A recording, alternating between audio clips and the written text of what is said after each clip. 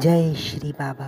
रोमांचक प्रसंगों में बाबा सरकार जी के प्रसंगों की कमी नहीं है। एक बार की बात है जब बाबा रांची के जंगलों में तपस्यारत थे। वहाँ के आदिवासी भी बाबा के प्राय दर्शन करने को आते और मनचाहा प्रसाद श्री बाबा सरकार से प्राप्त करते थे। प्रसाद के प्राप्त करने से, बाबा के दर्शन करने से उन आदिवासियों की बुद्धि, जो प्राय मांसाहारी होते हैं, सात्विक हो गई। वे लोग सात्विक तरीके से ही जीवन यापन करते थे। रांची क्षेत्र में सिमडेगा सब डिवीज़न है। वहीं वीरूगढ़ और पालकोट नरेश की सुप्रसिद्ध उस समय रियासतें थीं। वहाँ के राजा भी श्री बाबा सरकार के भक्त हो गए थे और बाबा से उन्होंने राम मंत्र की दीक्षा ली थी। इसी क्षेत्र में एक तीर्थ स्थल है राम रेखा धाम। राम रेखा धाम चारों ओर से घने जंगलों से घिरा एक बहुत घना अरण्य प्रांत है। वहाँ पर उस तीर्थ की व्यवस्था करने वाले महान संत श्री राम प्रपन्नाचार्य जी महाराज अभी भी वहाँ विराजा करते थे और पूरे क्षेत्र में सुप्रसिद्ध थे। बाबा के विशेष भक्तों में वे गिने जाते। उस क्षेत्र में प्राय कई सारी गुफाएं थीं और उनमें से कुछ गुफाएं ऐसी थीं जिनका पता वहाँ के कोल भीलों को भी नहीं ज्ञात था। कभी कभी बाबा उन गुफाओं में भी चले जाते थे। सामान्यतः वहाँ उन गुफाओं में रीछ निवास करते थे। वे भालू बहुत आतंकित थे।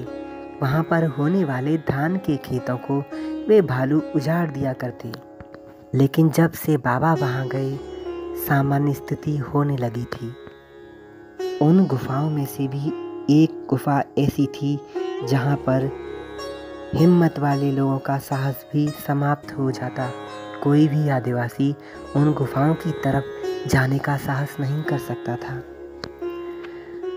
मनुष्यों के जाने का मार्ग तो प्राय असंभव ही था, परंतु श्री देवराह बाबा सरकार भी वहाँ चले जाया करते थे। एक बार बाबा उस भयानक गुफा की तरफ ही बढ़ रहे थे तो अचानक श्री राम प्रपन्नाचार्य जी तेज आवाज में बाबा को दूर से बोले, सरकार वहाँ मत जाइए, वो जगह भालुओं का गढ़ है। वहाँ सैकड़ों भालू वास करते हैं और वे प्राय आतंकित रहते हैं। बाबा फिर भी उसी दिशा की ओर बढ़ते चले गए। राम प्रपन्नाचार्य जी दौड़कर बाबा के निकट आने लगे तो बाबा से बोले, स्वामी, ये भालू बड़े ही भयंकर होते हैं। बाबा हंसकर बोले, बच्चा, इनको तुम कभी खिचड़ी नहीं खिलाते हो क्या? यदि खिचड़ी खिलाओ तो भयानक नहीं रहेंगे। उन्होंने कहा, सरकार, भालुओं को खिचड़ी कैसे खिलाएं? वे न्योता देने से थोड़े ही आएंगे। श्री बाबा बोले, बच्चा, तो जाओ, आज ही कई मन खिचड़ी तैयार कराओ और उसमें घी की कमी न रहने पाए। आज भालुओं का न्योता होना चाहिए। यहाँ बड़ा भंडारा होगा। अब तो कौतुकवश भयाक्रांत लोग खिचड़ी बनाने लगे, क्योंकि बाबा की आज्ञा देव आज्ञा है, ब्रह्म आज्ञा है। कोई भी मनुष्य या देवता इसको टालने की सोच भी नहीं सकता। रात होने लगी, खिचड़ी तैयार हो चुकी थी। लोग तो अपनी सुरक्षा की चिंता में सुरक्षित जगह खोजकर बस तमाशा देखने लगे और श्री बाबा के बुलाते ही दर्जनों भालू इकट्ठे होने लगे। बाबा ने एक विचित्र आवाज निकाली जो प्राय पूरे जंगलों में गूंज गई। बाबा की शुद्ध वाणी भी 6 या 10 मील दूर तक सुनाई देती थी। श्री बाबा अपने कर कमलों से भालुओं को प्रेम पूर्वक घी मिली हुई सुंदर सुस्वादु खिचड़ी खिलाने लगे। कोई भालू श्री बाबा का हाथ पकड़ता तो कोई बाबा के चरणों को सूंघता। कुछ आगे कुछ पीछे। श्री बाबा रीछगढ़ से आवेष्टित हो गए थे। जो लोग दूर से देख रहे थे भय के मारे पसीने से स्नान कर उठे और श्री बाबा को भालुओं का भंडारा खिलाने के परमानंद में निमग्न थे। बाबा की ऐसी सुंदर कथाएं मन को रोमांचित कर देती हैं। एकमात्र बाबा ही ऐसे हैं जिनके स्मरण मात्र से मनुष्य भगवान के सम्मुख हो सकता है। ये परम सत्य है।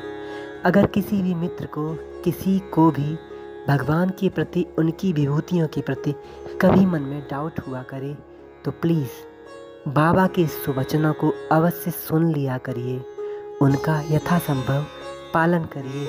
बाबा का प्रिय मंत्र है, बाबा का प्रिय मंत्र है ओम देवराय दिगंबराय मंचासीनाय नमो नमः। ये मंत्र बाबा का ही स्वरूप है। वस्तुतः बाबा को तो राम नाम प्रिय है, श्री कृष्ण नाम प्रिय है, लेकिन आप लोग पहले बाबा का मंत्र का जाप शुरू करिए, आपके सारे डाउट्स खत्म हो जाएंगे। जय श्री कृष्ण, जय श्री राधे, जय श्री बाबा।